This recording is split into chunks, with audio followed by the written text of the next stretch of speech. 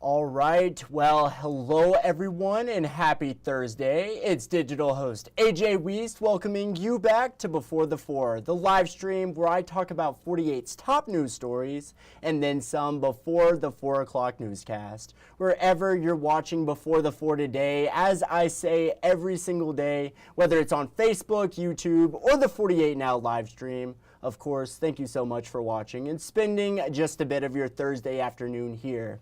Now, we're going to have to wrap a bit early today. I'll probably try to end the live stream at 3:50 today because right at 4 o'clock, Alabama A&M, they are announcing their new men's basketball coach, and we will be bringing you a live stream on that press conference coming up right at 4. But some exciting stuff. Alabama A&M just signed a new head coach for football, Mr. Sam Shade, Coach Shade there. So they are moving a lot of pieces with their athletic department, so absolutely.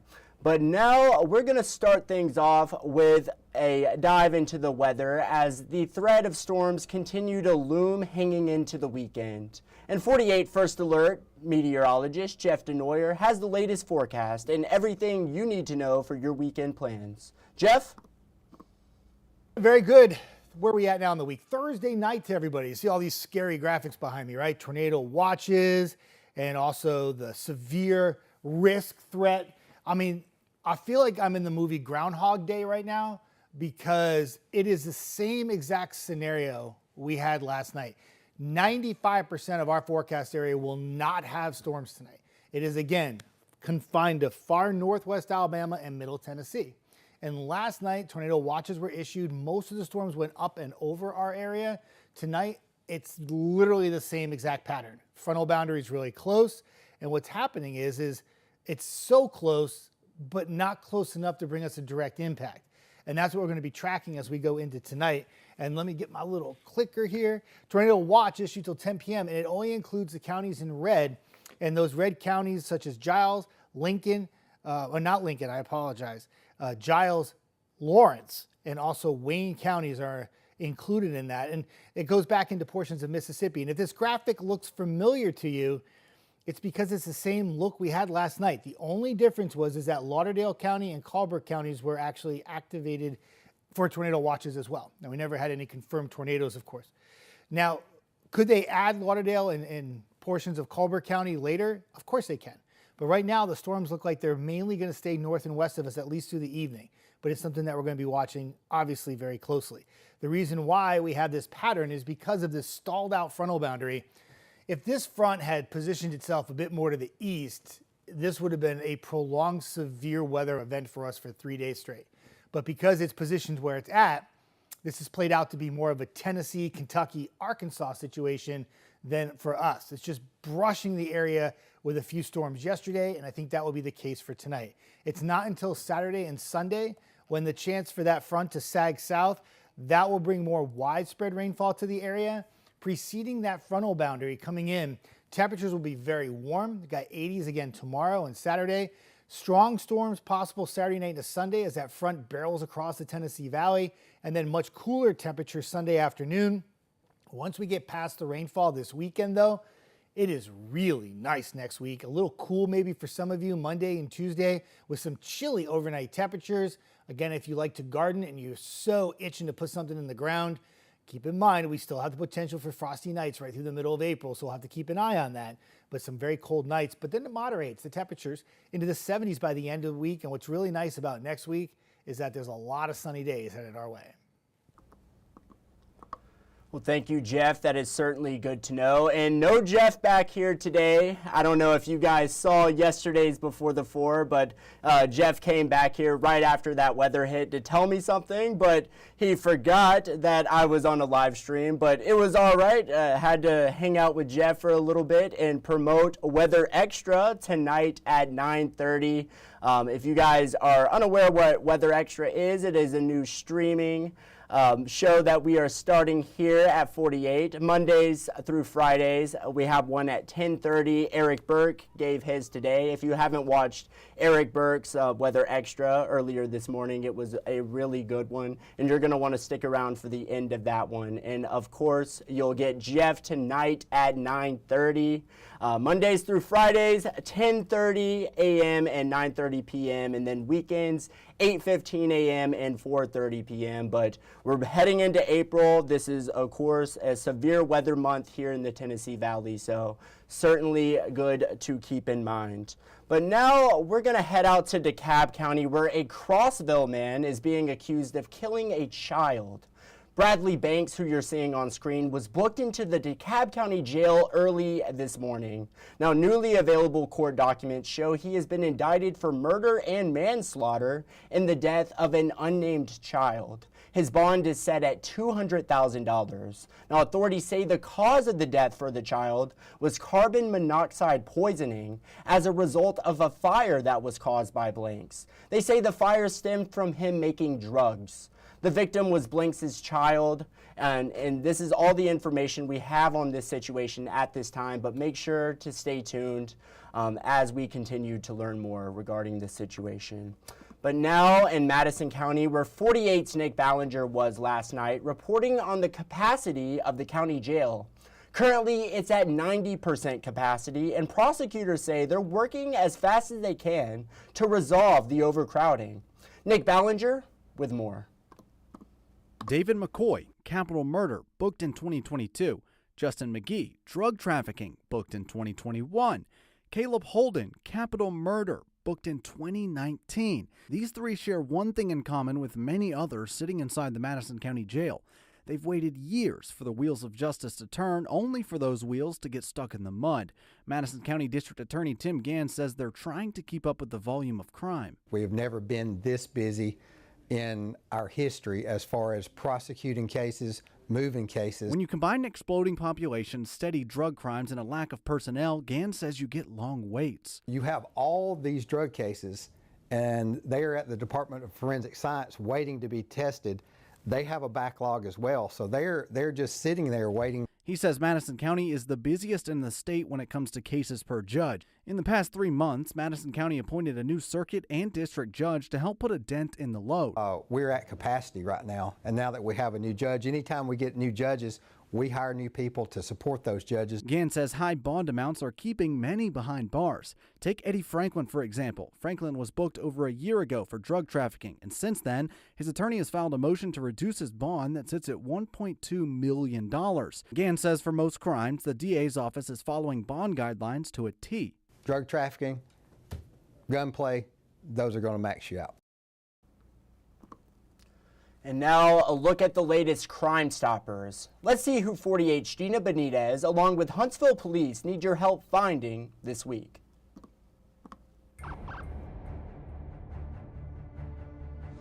This week, police are looking for an accused arsonist. Investigators tell us he set a model home on fire and then took off. Some cameras caught him in action, and now police want to catch him too. This happened last month on Saddle Springs Drive. You can see him walking up with what appears to be a blowtorch in hand. Police say they believe after he set that fire, he then drove off in this, what appears to be a white SUV. If you know where authorities can find him, call them. Investigators believe Timothy Stover stole a white 2014 Ford Fusion on Pulaski Pike. He's wanted for theft of property. Matthew Brown, meanwhile, is charged with possession of a synthetic narcotic. Police say Jason O'Barr is wanted for possession of opium, and Charles Taylor is accused of stealing more than $1,500 worth of property from Walmart with 2 others. It's easy to earn up to $1,000. If you have any information that can help police, just call 256-53-CRIME or scan that QR code on your screen. For more information, visit the Crime Stoppers link on our website, WAFF.com. And now, since it's a shorter stream today, we're going to go ahead and go to break. But coming up after the break, we'll talk about tariffs and how they could impact prices at some local businesses, and an incredible event for a good and worthy cause this weekend in Huntsville. It's all ahead. I'll see you all in 1 minute.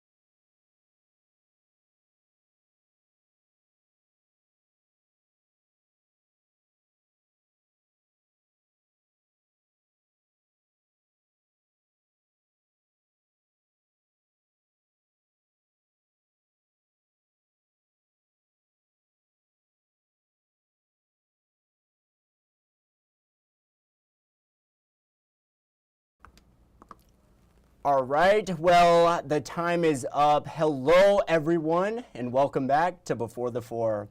Well, yesterday marked Liberation Day, according to the president, for tariffs. President Donald Trump announced reciprocal tariffs would now be implemented here in the United States, meaning if they tax us, we tax them. Yesterday, 48's Faith Delp, along with Noah Cowell, spoke with several local businesses here in the Tennessee Valley and how those tariffs could impact prices. 48's Faith Delp on auto tariffs. Take a listen. I spoke to 2 different auto repair shops in Huntsville, and both told me that they don't expect to see much change other than the prices that everyone pays. Last week, President Trump announced his plan for a 25% tax on imported cars and car parts. The owner of Miller Repair, Richard Miller, says that as long as people drive cars, they'll need repairs. He says prices have been surging for 5 years, and this is just another variable. I don't really foresee it affecting us much unless, barring some miracle in the new and used car market where the bottom falls out of prices. But really, I don't see any evidence of that happening anytime soon. I also spoke to the former owner of Kevin's Auto Repair, Kevin Call, who says this will only be a short-term struggle. Well, initially I think it's going to affect because we do get a lot of parts from overseas, so that's probably going to be a pain in the pocket for a little bit, but in the end it's going to be good. Both Miller and Cole say their shops and most auto repair shops in the country get their parts from other countries. Cole says he hopes this will lead to more parts being made stateside. These tariffs on cars and car parts will take effect tonight at midnight. Reporting in Huntsville, Faith Delp 48 News on your side. And again, that recording was recorded yesterday. The tariffs took effect this morning at midnight. But now 48's Noah Cowell spoke with a local brewery on alcohol prices. Take a listen. Back 40 Beer Company here in Huntsville is taking these tariffs seriously. Owner Doug Brown says they're not going to be impacted as severely as other breweries in the area, but he knows their profits will take a hit. These sweeping tariffs include taxes on imported aluminum and steel products, which for breweries means they'll have to pay more for beer cans and steel kegs. Brown says Back 40 rarely distributes aluminum beer cans, but they spend about $50 grand every year on steel kegs. So they have a big shipment coming in before the tariffs increase those prices. His main focus, though, is on the imported goods they use to make their beer. Brown says their malts and hops have seen a 9% price increase in the last few years, and both will increase even further with tariffs. But he has a message for concerned customers. People need to know we're absorbing the cost. It's the business that's going to take the hit. We won't put it on the consumer. No one's going to buy a $10, $12 craft beer, or not many people. So we've had to absorb those costs and maintain our prices at the same level. Brown says this will hurt their profitability, but he's more worried about breweries that have no other choice than to buy these more expensive products. They use top ingredients for their product. They also have to buy a lot of aluminum cans and have a lot of kegs in distribution. So it's going to hit them. It's going to hit them really hard. And any brewery, but especially those focused on distribution, are going to have a serious challenge ahead of them. Brown says the younger generations prioritizing seltzers and wine over beer makes it much harder for the breweries that can't even sell those. He urges everyone to support their local breweries during these rough times. Reporting in Huntsville, Noah Cowell, 48 News, on your side. And Senator Tommy Tuberville also weighed in on the ongoing tariffs. Take a listen to what he had to say. We need to be consistent with tariffs, and we need to let people know around the world that the taxpayers are tired of building their country. It's time to build our country back. And it's time for them to pay the price back to what we've helped all these countries all over the world with the taxpayers' money from America. And the senator added that he's looking forward to see the direction President Trump plans to go in making his decision. But now let's talk about this awesome event for a good cause that's happening this Saturday at Mad Malt's Brewing. The Crisis Service of North Alabama is hosting a fundraiser to benefit their worthy cause. The month of April is, of course, Sexual Assault Awareness Month, and donations go directly towards benefiting survivors and helping them as well. There'll be musicians and tons of fun, and it truly sounds like it's going to be an incredible time. Take a listen to one of the artists performing this weekend, Miss Lisa Cheng.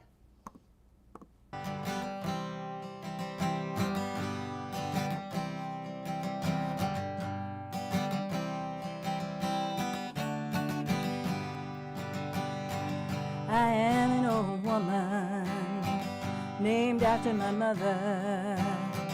My old man is another child that's grown old. If dreams of lightning, thunder were desire, this old house would have burned down a long time ago. Make me an angel that flies from Montgomery. Make me a poster of that old rodeo. Just give me one thing I can hold on to believe in this living, it's just a hard way to go.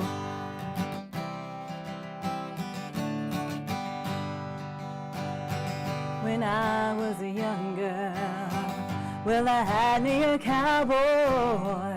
Well, much to look at, just a free rambling man. That was a long time, and no matter how I try, the years just flow by like a broken down dam. Make me an angel that flies from Montgomery. Make me a poster of that old rodeo. Just give me one thing I can hold on to believe in this living, it's just a hard way to go.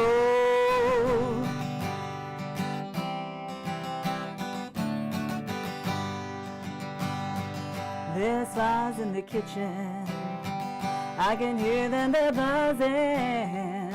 I ain't done nothing since I woke up today. How the hell can a person go to work in the morning and come home in the evening and have nothing to say? Make me an angel that flies from Montgomery. Make me a poster of that old road. Just give me one thing I can hold on to believe in this living, it's just a hard way to go. To believe in this living is just a hard way to go.